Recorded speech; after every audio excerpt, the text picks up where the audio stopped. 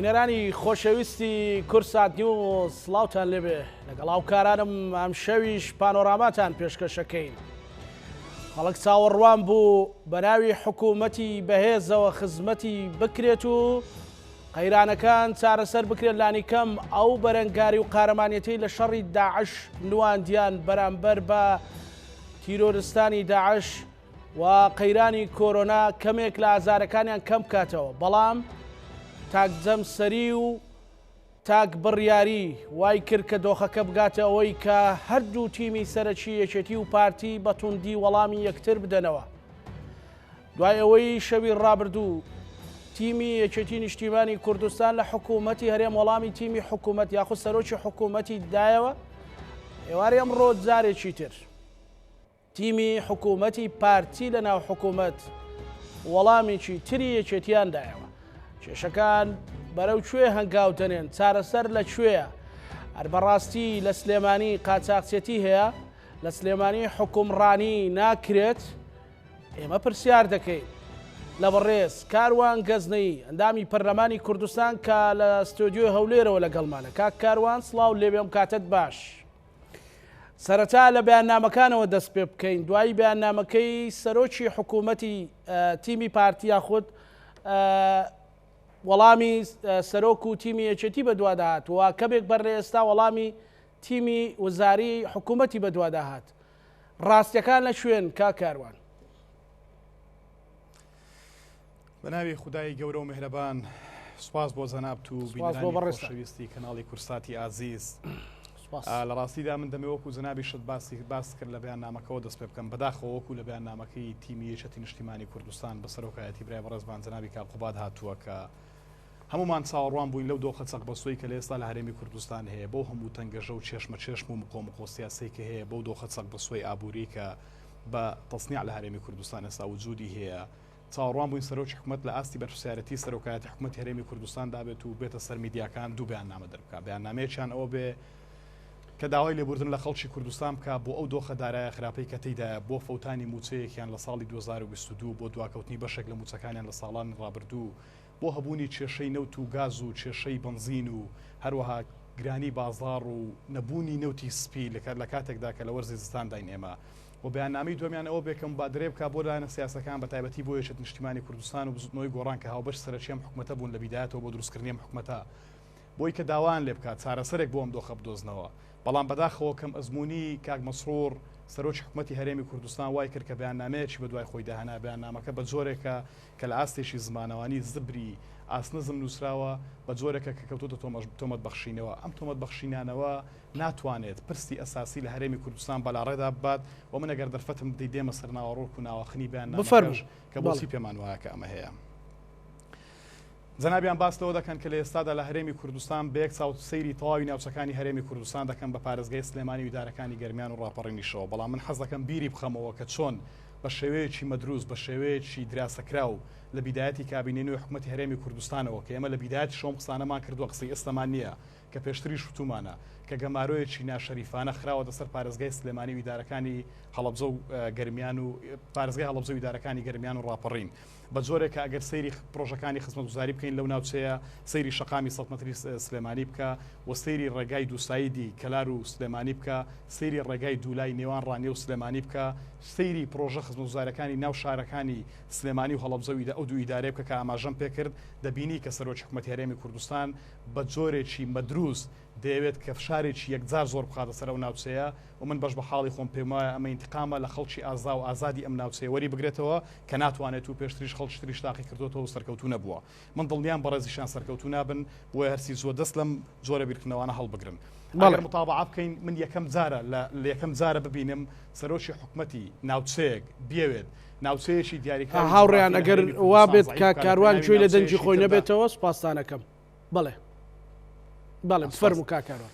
ناوچەیەکی دیاریکراو لە هەرێمی کوردستان زعیفکە لە بەرامبەر ناوچەیەکی تردا. سەرۆکی حکوومەتی هەرێمی کوردستان بە بەرنامە کار لەسەرەوە دەکات خۆی و تیمەکەی لە ناو حکوومەتی هەرێمی کوردستان کە چۆن وا بکەن دەواازەی باشماغ زعیف بکەن، دەواازەی پەروێزخان زعیف بکەن، بۆی کە لە بەرامبەردا حاجی عومەران بەقووەت بکەن کە ئەمە لە ئاساسدا هەردووچیان دوو دەواازەکانی حکوومەتی هەرێمی کوردستانن و ڕێگا ڕاستەکە ئەوەیە کە داهاتەکانیان بۆ حکوومەتی هەرێمی کوردستان و بۆ سنتەر بگەڕێتەوە کە دواتر دێمە سەری چۆن و بە چ مێکانیزمێک ئەمە دەکرێت.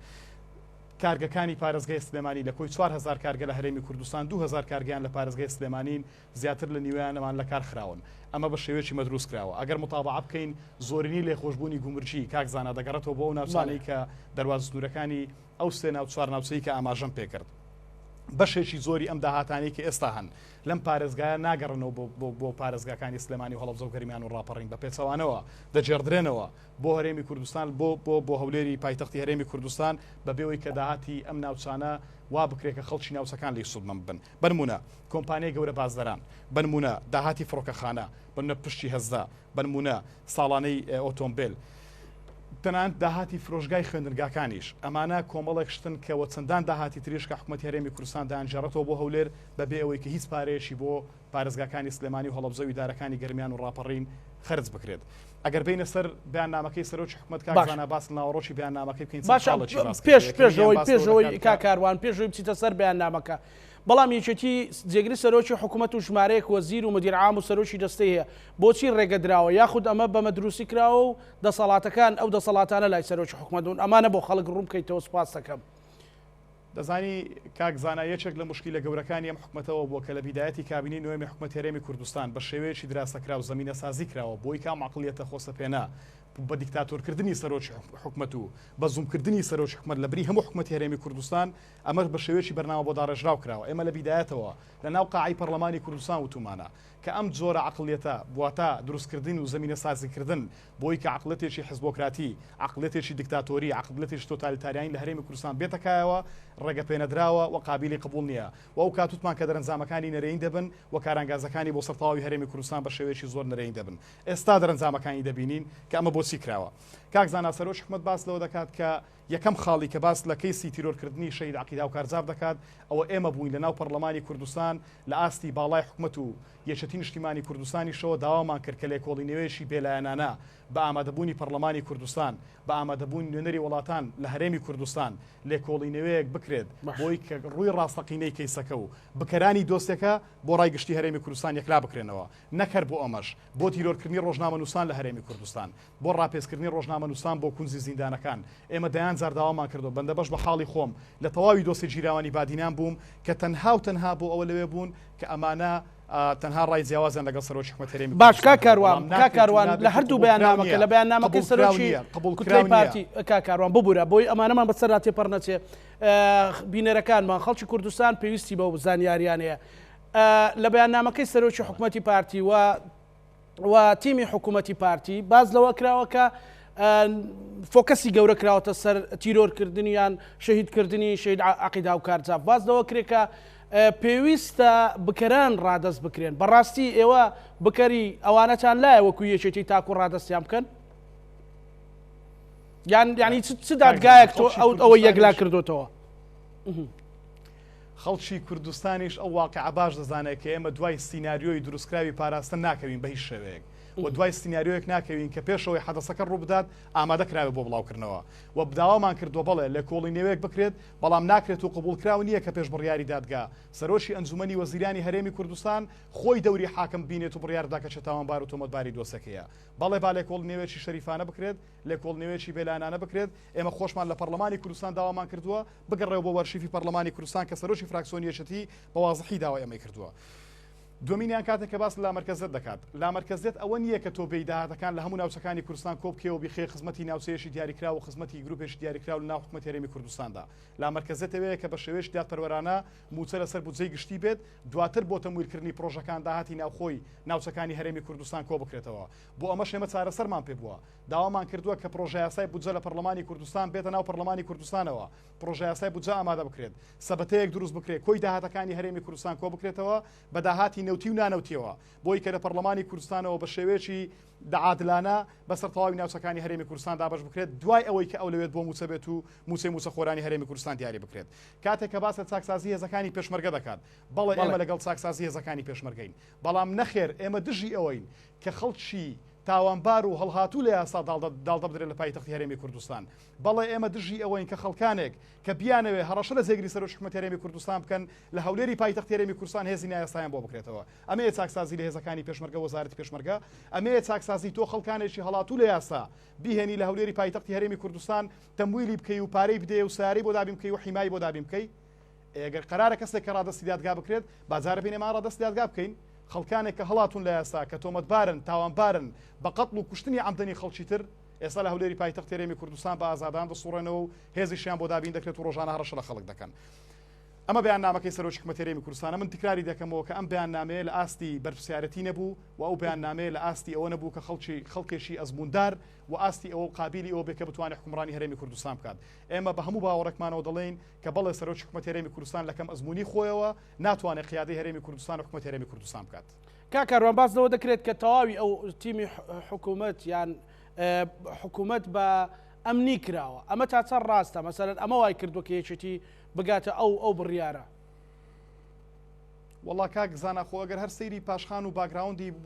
فایلی وەزیرەکان بکەین دەزانین کە ئەمان لەکوێ هاتوون زۆربیان لە سەرچی ئەمنیشیان کردو ئێستا و حکومەتی هەرێمی کوردستان و خەڵکی هەرێمی کوردستان شایستی ژیانێکی مەدەنین و پێویستیان بۆ هەیە کە عەقڵیەتی ئەمنی بۆ پاراستنی کوردستان بێت نەک بۆ ترسان و تۆقاندنی خەڵکی هەرێمی کوردستان بێت. عەقڵیەتی ئەمنی بۆ ئەوە نییە کە تۆ ڕۆژنامەنووسان دادگایی بکەی بە زیندانیان بخەی لە پێناوی ڕێی جیاواز. عەقڵیەتی ئەمنی بۆ ئەوە نییە کە تۆ بێی هەرێمی کوردستان دابەش بکەی بە شێوەیە کە تەنها ناوچەیەکی دیاریکراو ببینی. ئێمە وەکو یەکێت نیشتیمانی کوردستان پێشتر وتومانە ئێستاش دووپاتی دەکەینەوە. خۆمان بە تەواوی بە ساحەبی تەواوی خەڵکی کوردستان و ناوچەکانی هەرێمی کوردستان دەزانین. پێمان وایە کە ناوچەکانی کوردستان پێویستیان بە خزمەتی شەڕاستەقینە هەیە. ئەو گلەیانەی کە ئێمە لە سلێمانی هەمانە بەشێکی لە زاخۆ شەمانە، لە سۆرانی شەمانە، لە بادینانی شەمانە. خەڵکی بادینانی ئازا و دلێر یەکجار زیاتر لە ئێمە ناڕازین لەو دۆخی کە ئێستا بەسەریاندا سەسپێنراوە. بەڵام ترس و تۆقاندن بە جۆرێکە کە خەڵکێک ڕەنگە نەیەوێ قسە بکات، بەڵام دڵنیاتان دەکەمەوە کە ئەو جۆروستەم و ترس و تۆقاندەش بەردەوام نابێت. چونکە ئێستا ئەگەر سەیری باردۆخی ئێستا هەرێمی کوردستان بکەی کاک زانا بە جۆرێکە کە هیچ کەسێک تەمەنامان ناکات و خۆزگەمان پێ ناخوازێت.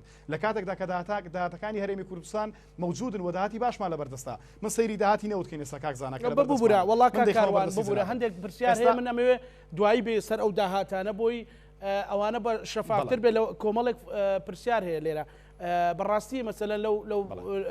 لەو وەڵام کاریانە مەسەلە لە وەڵامەکەی ئەم ئێوارەی تیمی حکوومەتی پارتی باز لەوەکە کە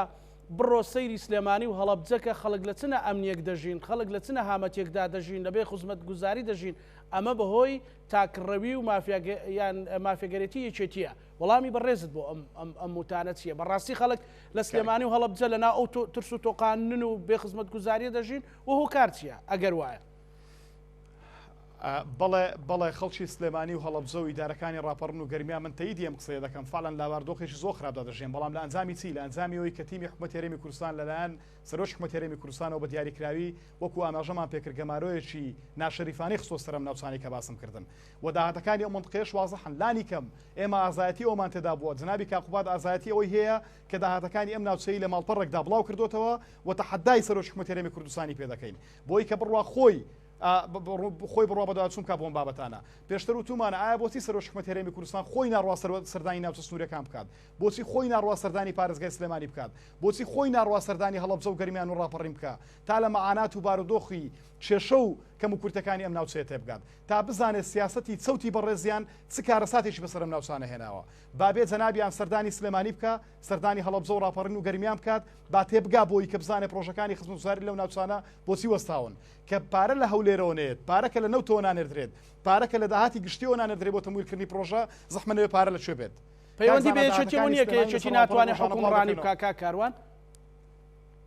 کاک زانا من پێشتر لە بەرنامەکەی جەنابەت وتم لەم داهاتی نەوتەی کە لە هەرێمی کوردستان هەیە، لەم داهاتی خاڵە سنووریانەی کە لە هەرێمی کوردستان هەن، ئەمان کە باسی لامەرکەزت ناکەن 143 150 147 لەم پارەیە بنێرن بۆ پارێزگای سلێمانی دەیبینن 2 ساڵتر مقارنەی سلێمانی هەموو شارەکانی تری عراقیش بکەن نەکرد کوردستان. کە تۆ پارە نەیە چۆن بتوانانی خزمەتی خەڵک بکەی؟ چۆن بتوانانی تەمویلی پرۆژە بکەی؟ باشە لەسەر پرسی ئەمنیەت هەر بەڕاستی دەستگا ئەمنیەکانی و دەڤەرەنەیان توانیوە ئەمنیەتی خەڵک بپارێزن بۆ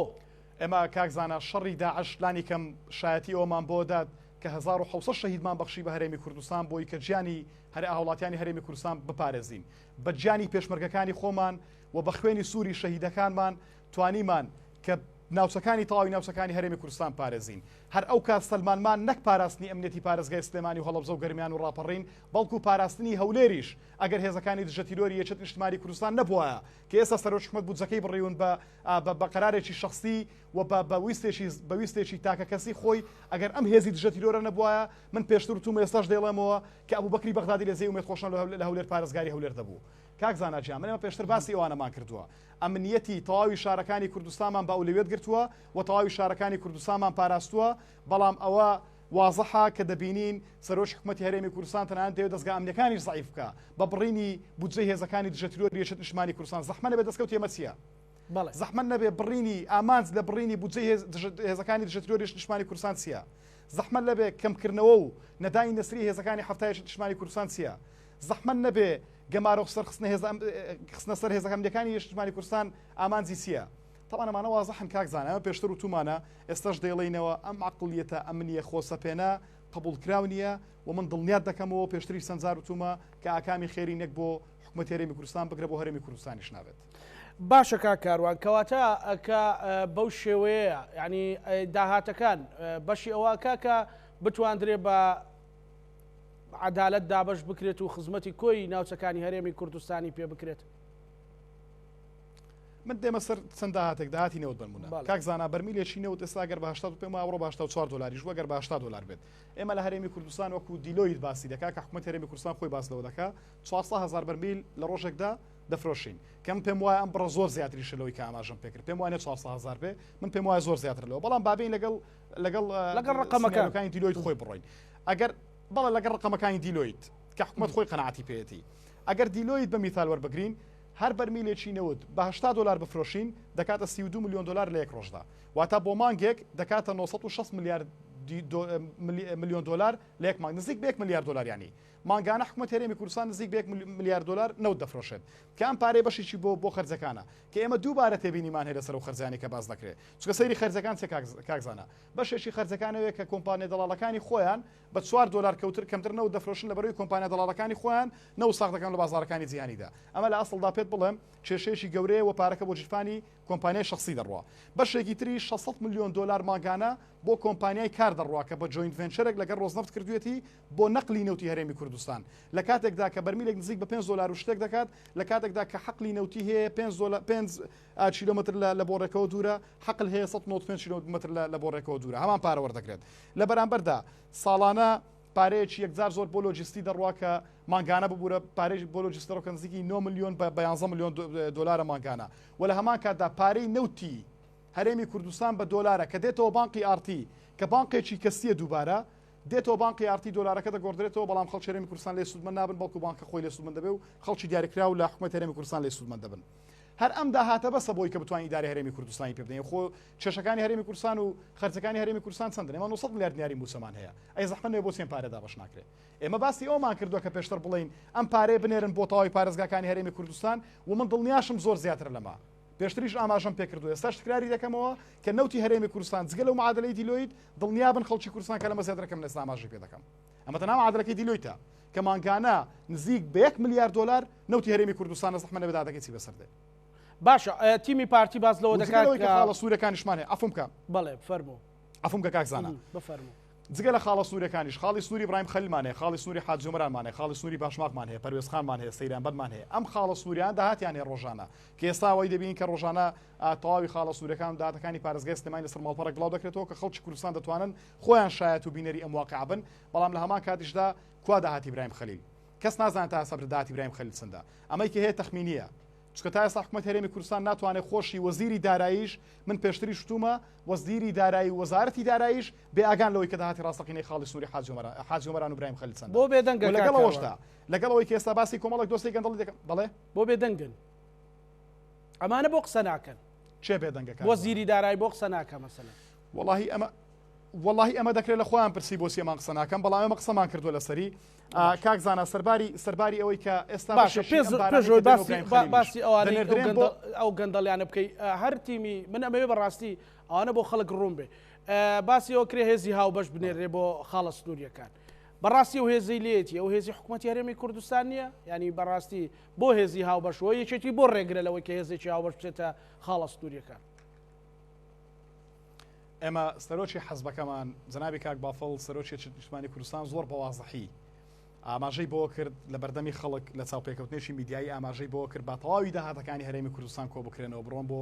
حکومەتی هەرێمی کوردستان و لە هەمان کاتیشدا بنێردرێن بۆ پەرلەمان لە ڕێگەی پرۆژە یاسای بودجەوە وازەح و تومانە نەک ڕێگرنین هاوکار و دەستپێشخەر و دەستخۆشیش لە هەر کەسێک دەکەین کە ببێتە هۆکار بۆی کە بتوانێت خاڵە سوورەکان ڕێک بخاتەوە بتوان داهاتی ناوچە سنوورەکان بجێڕێتەوە بۆ حکومەتی هەرێمی کوردستان بەڵام زەحمەت نەبێ با سەرۆکی حکومەتی هەرێمی کوردستان بە بەیاننامەیەک پێمان بڵێ داهاتی ئیبراهیم خەلیل چەندە پێمان بڵێ داهاتی حاج عومەران چەندە پێمان بڵێ ئەو ترانسلێتانەی کە لە ئیبراهیم خەلیلەوە دەنێردرێن بۆ وەلید بۆی کە ڕسوماتیش نەدەن و گومرجیش نەکرێن جگە لە پارەی شخصی خۆیان کە وەری دەگرن زەحمەت نەبێن پارەی بۆ کوێچێ زەحمەت نەبێ بڕیان پارەیە چەندە ئەگەر کەسێک هەبێ لە هەرێمی کوردستان کە ڕێگر بێت و بەربەست دروست بکات بۆی کە هێز دروست بکرێت و دەرواز سنوورەکان ڕێک بخرێنەوە داهات کۆ بکرێتەوە ئەوە سەرۆکی حکومەت بە دیاریکراوی خۆیەتی کە دەیەوێت بە بەرنامە بە خەڵکی هەرێمی کوردستان بڵێ کە ئێمە ڕێگر بووین نەخێر ئێمە ڕێگر نەبووین دەستپێشخەر بووین چەندان جاریش لە ئاستی باڵا و لە ئاستەکانی تری شۆک و حکومەتی هەرێمی کوردستان و پەرلەمانی کوردستانیش داوامان کردووە کە هەر ڕێکارێکی پێویستەیە لە هەرێمی کوردستان با بیگرینە بەر بۆی کە بتوانین داهاتی خاڵە سنوورەکان بۆ خەڵکی هەرێمی کوردستان ڕوون بکەینەوە و ئێمە ئەگەر بترسا باینایەوە و ئەگەر ڕێگر بووینە نەداهاتین داهاتی تەواوی ناوچەکانی پارێزگای سلێمانی و هەڵەبجە و ڕاپەڕین و گەرمیان لە ماڵپەڕێکدا بۆ خەڵکی هەرێمی کوردستان ڕوون بکەینەوە بڵاوی بکەینەوە با حکومەتی هەرێمی کوردستان و سەرۆکی حکومەتی هەرێمی کوردستان ئازایەتی ئەوەی تیابێت کە بتوان لە ماڵپەڕێک هاوشەوی ئەو ماڵپەڕێکی ئێمە کردومانە ئەوەی کاقوبات کردوێتی بڵاوی کاتەوە بۆ خەڵکی کوردستان کە داهاتەکانی ئیبراهیم خەلیل و حاج عومەران چەندن بە خەڵکی کوردستان بڵێن داهاتەکانی ئیبراهیم خەلیل و حاج عومەران چەندن ناساندرێ کاک کاروان وەکو پەرلەمانتاریش ناتوانن بیزانن نەخێریت کەسێک نایزانێ ئێمە کۆمەڵێک بەڵگەمان لایە دۆسیەمان لایە کە لەسەر حاج عومەران و ئیبراهیم خەلیل لەسەر دۆسیەکان گەندەڵەکان بەس فەزاحەتێک باسیرەوە دەکەس باسییان دەکەم یەک شتی ترم بیر نەچێ ئەو هێزەی کە باسیرەوە دەکات جەنابی سەرۆکی حکومەت بەڕێزیان ئاگدارن کە بە سیارەی بە ئۆتۆمبیلی وەزارەتی پێشمەرگە لەناو دەواازەی حاج عومەران خەریکی قاچاقچێتی و داخڵکردنی کۆمەڵێک بارن کە پێشتریش باسمان کردووە کاک زانە ئەگەر سیرکەین من لە چەند ڕۆژی ڕابردوش ئاماژەم پێکرد لە ئێستادا لە خاڵی سنووری حاج عومەران کۆمەڵێک فەزاحەتی گەورە دەکرێت کە ئەمانە هۆکاری ئەساسین کە داهاتەکانی حکومەتی هەرێمی کوردستان نادیار بن و ناشەفاف بن و خەڵکی هەرێمی کوردستان بێئاگا بێ لەوەی کە بزانین داهاتەکان چەندن سەیری کە ئێستا نمونەیەک پێ بڵم کە کوندی پاڤیلۆن لە هەولێری پایتەختی هەرێمی کوردستان دروست دەکرێت ئەم گوندە تیجاریە هەر خانوویەک لەم گوندە بەهاکەی لە 3 ملیۆن دلار دەست پێ دەکات بەڵام لە ڕێگەی کەسێکەوە بە ناوی غەفور خۆشناوەوە کە کۆمپانیای خۆشناوە سیمنتۆی بۆ داخڵ دەکەن ڕۆژانە و ئەم سیمنتۆیە بە سایلۆ داخڵ دەکرێت وەستر لەبەری سیمنتۆکە لە خۆشببوونی گومرجی بۆ دەکرێت لە پێناوی کۆمپانیایەکی دیاریکراو کە ئەو مەنەفێستەکەیەتی ئەمەش ئۆتۆمبیلەکانێتی ئەم سەمنتۆیە کە داخڵ دەکرێت بۆ گوندێکی شخصیە لە هەرێمی کوردستان لە هەولێری پایتەخت بۆ کەسانێک و لە بەرامبەردا خانوویەکی بە 3 ملیۆن دلار دەفرۆشن سەیری ئەم فەزاحەتانە بکە پێشتر ئێمە لە ماوەکانی ڕابردوو ئاماژەمان بۆ کرد کە شیش لە هەرێمی کوردستان داخڵ دەکرێت داخڵی هەرێمی کوردستان دەکرێت کە ئەم شیشە نایاساییە بەڵام ئێستا حکومەتی هەرێمی کوردستان ڕێگەیەشتری دۆزیۆتەوە بۆم گەندەڵیە لە بری داخڵکردنی شیش قالبی شیش داخڵ دەکات سەیری ئێمە بکە کاکزانە قالبی شیش داخڵ دەکەن قالبی شەکرێر دەتاوێنەوە و دەیکەنەوە بە شیش ئەمەش مەنەفێستەکەیەتی و هەر کەسێک پێی وایە مەوانیە با بڕوا سکاڵا سەر من تۆمار بکە و دەیان جاری تریشم قسەیم کردووە لە بەرامبەردا دێن بە شێوازی جیاواز لاناز کە یەکێکە لە کێشە گەورەکان پێشتریش بە ویژدانی شەوە دێڵەمەندامانی پەرلەمانی تریش باسییان لەوە کردووە کە گازوایل دەنێرێتە دەرەوەی هەرێمی کوردستان کە لترێکی گازوایل لە هەرێمی کوردستان بە 1000 دینارە ڕۆنی سیارەت نێرێتە دەرەوەی هەرێمی کوردستان کە کێشەیەکی گەورەیە ئێستا لە هەرێمی کوردستاندا ئەمە فەرم و ئەمە سن ئۆیلە کە گاز نێرێتە هەرێمی دەرەوەی هەرێمی کوردستان 26400 لتر لە یەک ڕۆژدا ئەمەش ئیگازوایلە بە هەمان شێوە ئەمەش ڕۆنی ئۆتۆمبیلە کە ڕۆژانە دەواازەی حاج عومەرانەوە دەڕۆن بۆ بەندەر عەباس لەوێشەوە بۆ ئەفغانستان و بۆ ئێران لە کاتێکدا خەڵکی خۆت پێویستی بەمانە هەیە ئەمە هەمووی بەنایاسایی خۆتیجارەتێکی ئاساییە کاکاروان ئەمانە بەنایاسایی دەڕۆ لەبەری ئەمانە نایاساییە سەر لەبەری ئەمانە ئەنجومەنی وەزیران 100% بە بڕیاری ئەنجومەنی وەزیران بە بڕیاری سەرۆکی ئەنجومەنی وەزیران بە هیچ شێوەیەک ڕێگە پێدراونێک کە سیمەنتۆ ڕۆژ داخڵ بکرێ زەحمەت نەبێ بۆچی کۆمپانیای خۆشناو ڕێگەی پێدرێ بۆ کۆمپانیای شخصی ئەمە بکات باشە ئەمانە و دەیان بەڵگەی تریش کە ئەمانە هەمووی بەڵگەی نایاسایی و گەندەڵی خاڵی سنووری حاج عومەران و ئیبراهیم خەلیل و دەواازە سنووریەکانن هیوادارم کامێرەکەتان زوومی بکە سەیری ئەمانە بکە کاکزانە هەمووی مەنەفێستی گومرجین کە ڕۆژانە لە هەرێمی کوردستان فەزاحەتێک دەکرێت و خەڵکی هەرێمی کوردستان لە سودۆخێکدایە تۆ بەراوردی ئەمانە بکە کە من ئاماژەم پێ کرد و گوێ لەم ڕقەمانە بگرە کە ئێستا ئاماژەی پێ دەکەم بەڵێ 3600 مگاوات کارەبات هەیە لە ڕۆژێکدا 200 کارەبات دەی بە خەڵک 12 کاتژمێر کارەبات هەیە لەم وەرزی زستانە کە نەوتیش دابش ناکەی هۆکاری گەرمکردنەوەش نیە لە هەرێمی کوردستان نەوتی سپی کە لە ئێستادا لە مانگی 2023 داینێمە کە لە دۆخێکی سارداین ناوچە سوورەکانی هەرێمی کوردستان سەرجەمیان 550 ملیۆن تر نەوتی سپی هەیە هەتا ئێستا حکومەتی هەرێمی کوردستان 183 خەڵکی هەرێمی کوردستانی بێبەش کردووە لە نەوتی سپی باشە 12 کاتژمێر کارەبای پێدا زەحمەت دەبێت خەڵکی هەرێمی کوردستان چی بکات سەرباری ئەو هەموو دۆسەی گەندەڵی و ئەو هەموو پارەی کە لە نەوت باسم کردو لە خاڵە سوورەکانی شەیە باشە گازوای لە ناوخۆی هەرێمی کوردستان لە درێژی بە 1000 دینارە دنێردرێ بۆ دەرەوە بە پارێکی زۆر کەم بۆی کە لە دەرەوەی هەرێمی کوردستان ساغی بکەنەوە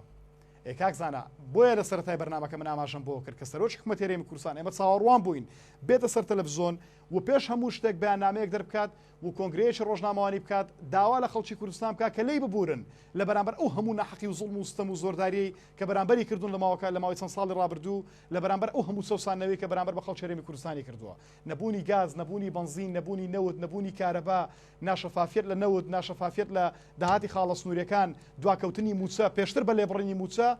و سەرباری ئەو داهاتە زۆرانش کە ئاماژەم پێکرد ئەمەیە کە ئێمە ڕێگربووین بەڵێ کاکاروان وتت بۆ ئۆتۆمبیلی وەزارەتی پێشمەرگە ڕێگربووین لە بەردەم هەنگاوەکانی حکومەتی هەرێمی کوردستان بە ئۆتۆمبیلی وەزارەتی پێشمەرگە یعنی قاچاقچێتی کرا و بار کراون لە بە مەرزی حاجی عومەرە ئەمە چۆنی یعنی تەفاصیل لەم بابەتە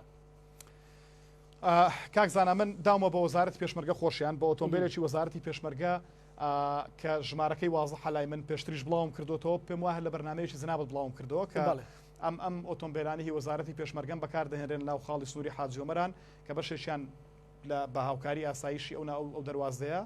کۆمەڵک شت داخل دەکەن کە تا ئێساش کەس نازانێت چێ من دۆکمنتەکانم لایەکە ناو دۆکمنتانی کە بەرزم کردەوە بەشێکیانەمانن جۆرێک شت داخل دەکەن کە بەشێکیان پێم وایە پاکەتە بە ناوی پاکەتەوەیە بەڵام پاکەت نییە چکە مادەیەش پێوە کەس ناتوانێت بیکاتەوە لە بەندەر عەباس و داخلی حاجی عومەران دەکرێت لەوێەوە دەردەکرێت دەواازەکە و کەس بۆی نەپشکنی بۆ بکات داخلی ناو هەولێر دەکرێت لە هەولێرەوە کە بار هەڵگرەکان بەتاڵ دەکرێن بە بەتاڵی لە باشماغ و لە برایم خەلیلەوە دەگەڕنەوە کەس نازان بەرەو چۆ دەڕۆن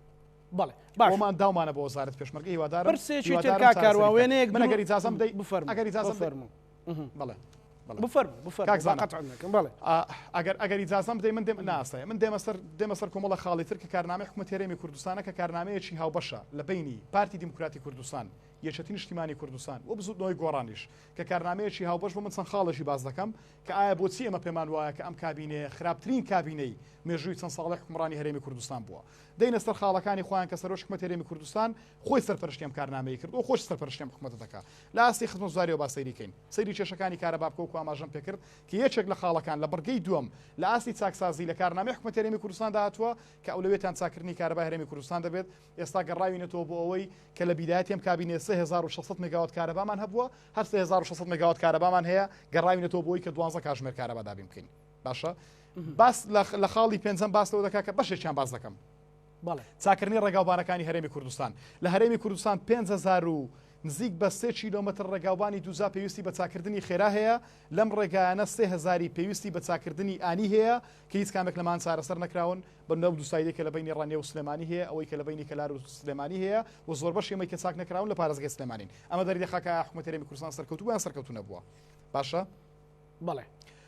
باس لەوە دەکا کە ئاماژەی بۆ کردووە لە خاڵی پانزەیەم لە بڕگەی چاکسازی ئاستی چاکسازی لە کارنامەی حکومەتی هەرێمی کوردستان کە ئیتیمام دەم بە گەنجانی هەرێمی کوردستان جەنابتان خۆتان ڕاپرسێک بکەن لە ناو گەنجانی تەواوی هەرێمی کوردستان لە سلێمانی لە هەولێر لە دوهۆک لە ڕاپەڕین لە گەرمیان لە سۆران لە تەواوی ناوچەکانی هەرێمی کوردستان بزانە لە کۆی 100 کەس چەند گەنج ڕازیە لەو کابینەی حکومەتی هەرێمی کوردستان ئەم کابینەیە توانیوێتی چەند هەلی کار بخسێنێ بۆ گەنجانی هەرێمی کوردستان و لەم سەردەمی کابینەی نوێیە زۆرترین گەنج هەرێمی کوردستانی بەجێهێش بەداخەوە لە خاڵێکی تر باس لەوە دەکا کە لە ئاستی حکومەتی هەرێم و فدراڵی کە چارەسەری کێشەکان بکەن لە سەردەمی ئەم کابینەیە دادگای فدراڵی گەشت بە قەنەعەتێک کە بڕیارێک دەربکا کە فرۆشتنی پرۆسەی نەوتی هەرێمی کوردستان نایاساییە ئەمەش دەستکەوتێکی تر بوو کام کابینێ شانازی بە پێوە بکە لە ئاستی ئازادی و دیموکراسی کە لە کارنامەی حکومەتی هەرێمی کوردستان داهاتووە گەورەترین پاشەکشەی ئازادی و دیموکراسی لە سەردەمی کابینەی نوێی حکومەتی هەرێمی کوردستان بووە و ئەمەی کە ئێمە بینیمان کە گەواهی دەدەین بە چاوی خۆمان بینیمان جیراوانی بادینیان بوون کە سەرجەمیان بێتاوان بوون سەرجەمیشیان خرانە سووتی زیندانەوە بەبێوەیەکی شتێکیان لەسەر بێ لە ئاستی چاکسازی موچە کە بەشێکی تری کارنامەکەیە کە لە خاڵ یەکەم ئاماژە بۆ دەکا کە موچەی گشتی وەزیفەی گشتی ڕێک دەخەنەوە ڕێکیان خستەوە بەڵێ لە 850 ملیار دینارەوە کردیان بە 905 ملیار دینار بۆچی وای لێ هات لە ڕووی والله ئەمە چاکسا کارنامەکەی حکومەت خۆیەتی من دەیخوێنمەوە باسی لێوە دەکەم بۆ چاکسازەکان خۆیان دەبێ بزان بۆچی وای لە هاتووە یعنی من نەمبینیوە چاکسازی بکرێت لە بریەوەی کە پارەکەم کە 55 میلیارد سەر بوچەی گشتیەوە لە ڕوبەڕووبوونەوەی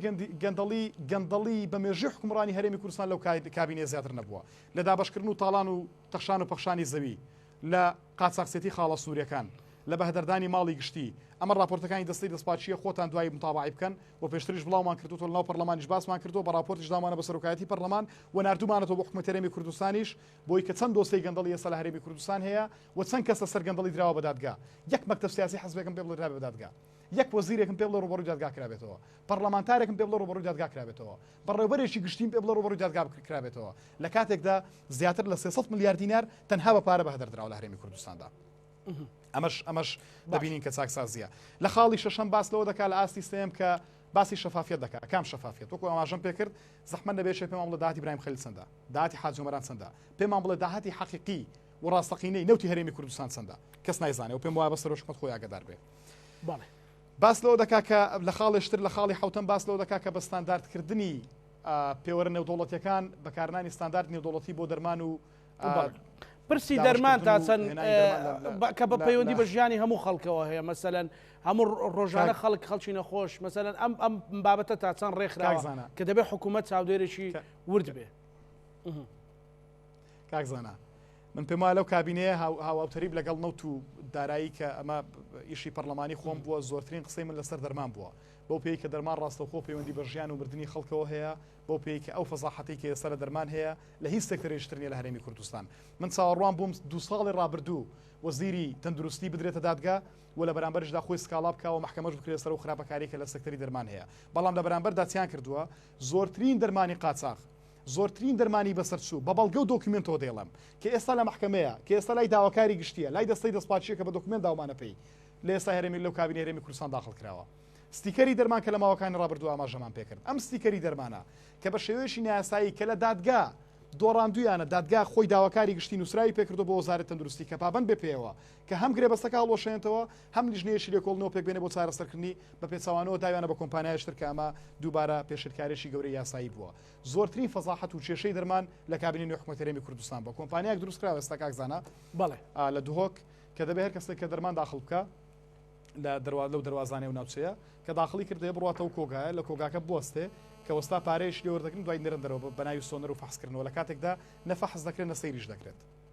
باشە دەرمانی شەرپەنجە داخل کراوە لە هەرێمی کوردستان کە بەسەرچوو بووە دەرزی کۆڕۆنا لە کاتی کۆڕۆنا داخل کراوە کە بەسەرچوو بووە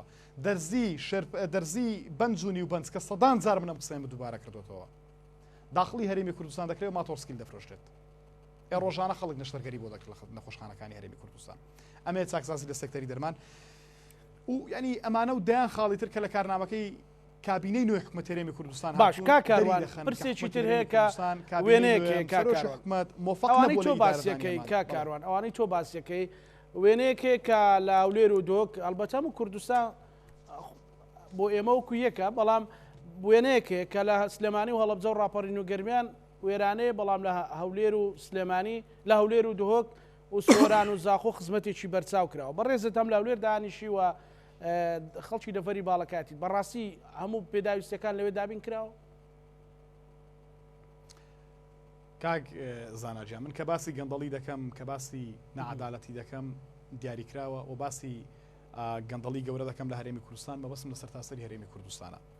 پێشتر ئاماژەمان بۆ کرد لە بەرنامەیەک لەگەڵ جەنابەت کە تەخشان و پەخشانی زەوی لە پارێزگای سلێمانی شەو بووە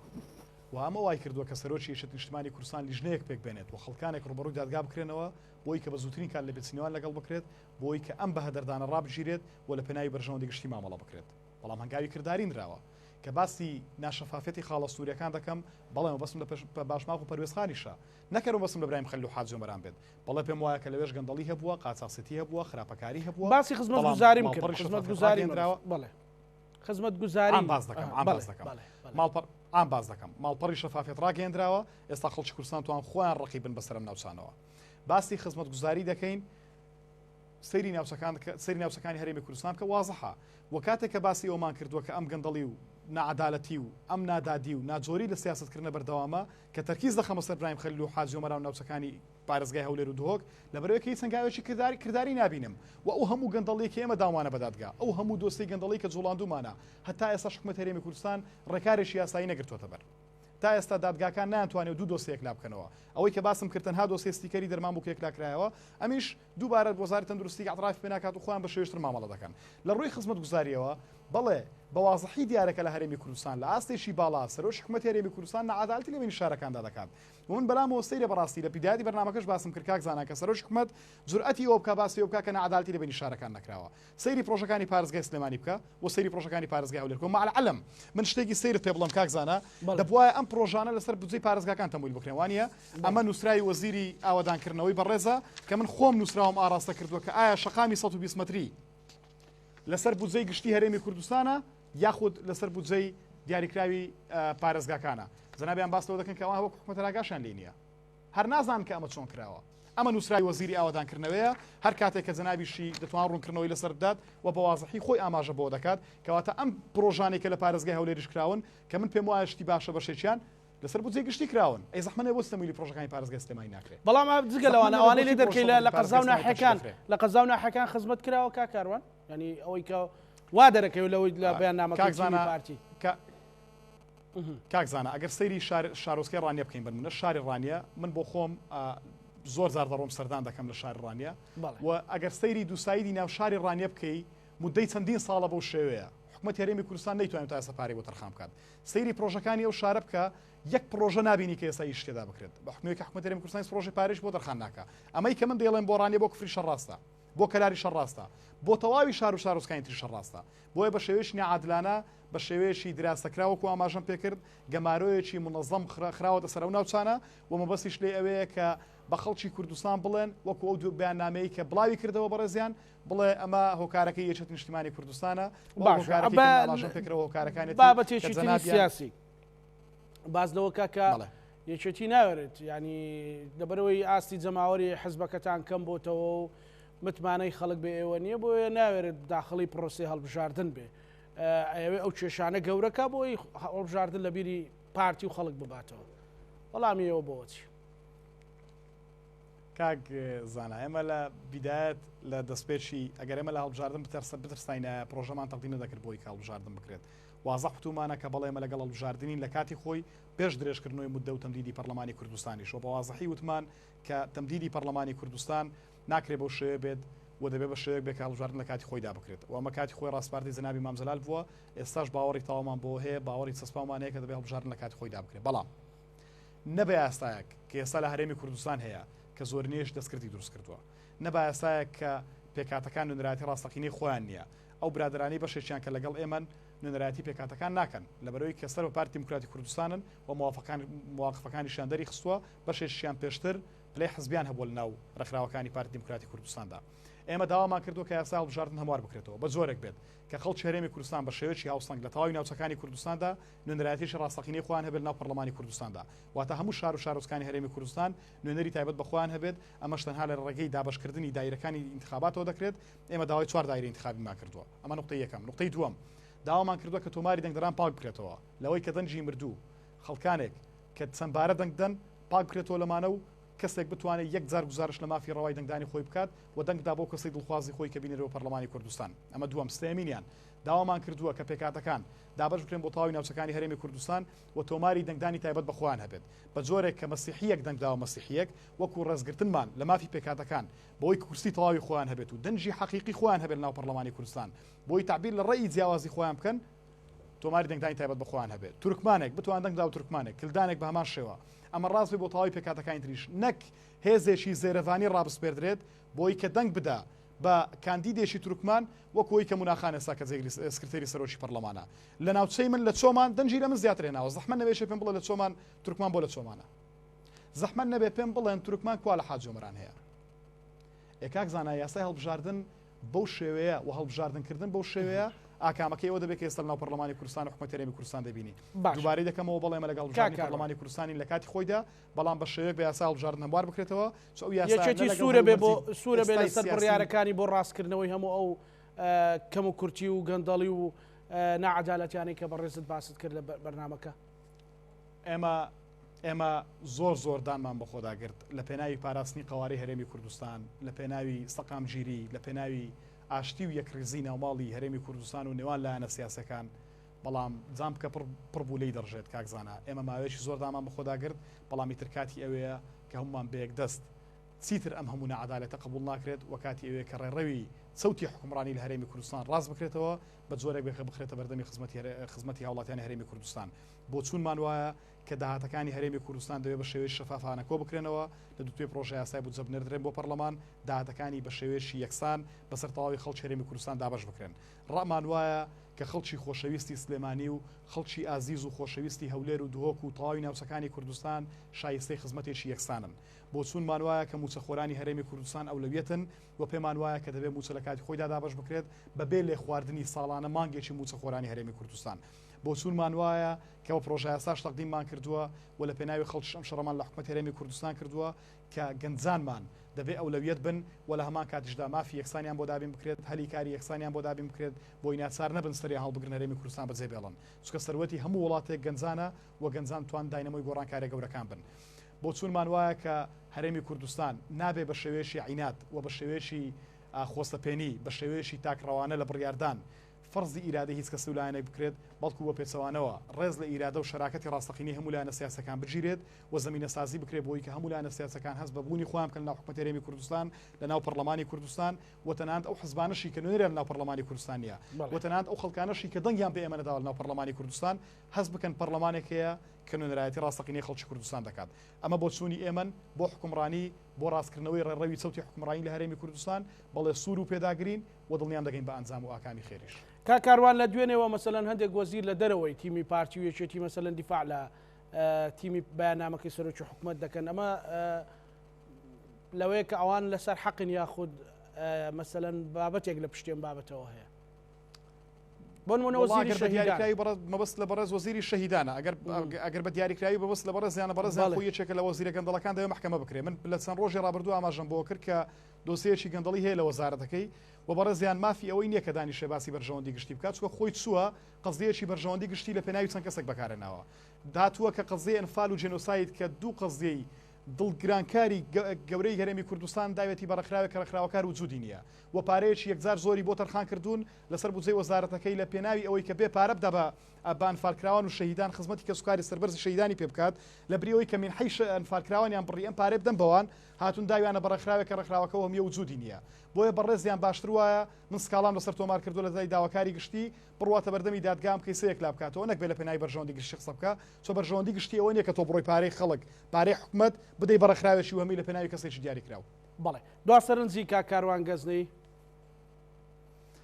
دوا سەرنجم ئەوەیە کە هیوادارم خەڵکانێک لە خەڵکی تر لە ناو پارتی دیموکراتی کوردستان کە من دڵنیام خەڵکیشی زۆریش لە ناو پارتی دیموکراتی کوردستان ناڕازین لەو بەیاننامەی سەرۆکی حکومەت هەرێمی کوردستان، خەڵکانێک کە هەست بە پرسیارەتی باڵا دەکەن، خەڵکانێک کە دڵنیان لەوەی وەکو ئێمە کە هەرێمی کوردستان لە بەردەم مەترسی گەورەدایە بێنە مەیدان بەیەکەوە دەست لە دەست بین بۆ چاکردنی ئەم دۆخە ئێستا هەرێمی کوردستان و هەروەها ڕێڕەوی چەوتی حکومڕانی لە هەرێمی کوردستان ڕاست بکرێتەوە و خەڵکی هەرێمی کوردستان بە یەک چاو سەیر بکرێت و بۆ چارەسەرکردنی کێشەکان ڕێگەی یاسایی بگرینێ بەر کە بودجە تاکە ڕێگەیە بۆی کە بتوانین داهاتەکان بە شەفافانە بنێرنێ پەرلەمان و هەروەها ئیدارەدانێکی ڕاستەقینە ئیدارەدانێکی هاوبەش لە بینی سەرجەم لایەنە سیاسەکانی حکومەت هەرێمی کوردستان بکرێت بە ڕێزگرتن لە ئیرادەی لایەنە معارەزەکانیش لە هەرێمی کوردستان بۆی کە بتوانین خزمەتێکی ڕاستەقینە و فعلی پێشکەش بە خەڵکی هەرێمی کوردستان بکەین، نەک بین بە بەیاننامەیەک چاواشەکاری بکەین و پرسی حەقیقی لە هەرێمی کوردستان بەڵاڕەدا بین و پرسی بنزین و غاز و نەوت و گاز و نەوتی سپی و موچە لە بیری خەڵکی هەرێمی کوردستان ببینەوە. سپاس بۆ بەڕێز کاروان گەزنەی ئەندامی پەرلەمانی کوردستان کە لە هەولێرەوە لەگەڵمان بوو. سپاس بۆ بەڕێستان. بینەرانی خۆشەویست پانۆرامامان پێشکەشکردنە مولایەکتان ئەمانەتی خوای گەورە بن خواتان.